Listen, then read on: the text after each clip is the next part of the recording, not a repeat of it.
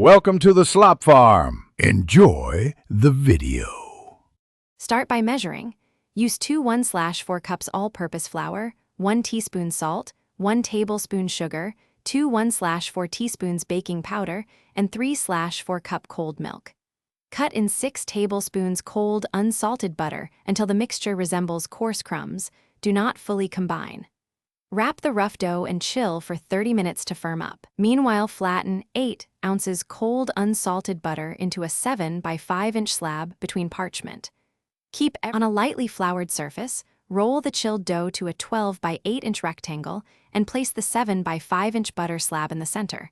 Fold dough over to fully enclose butter.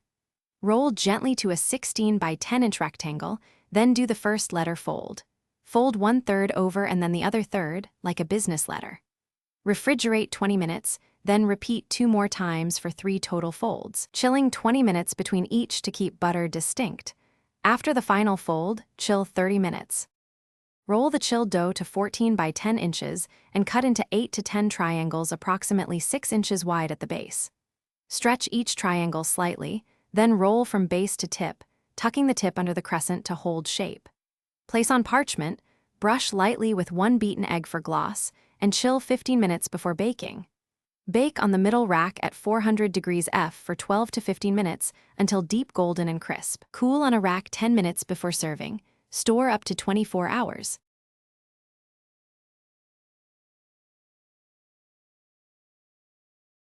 Thanks for watching. Consider subscribing if we helped you today.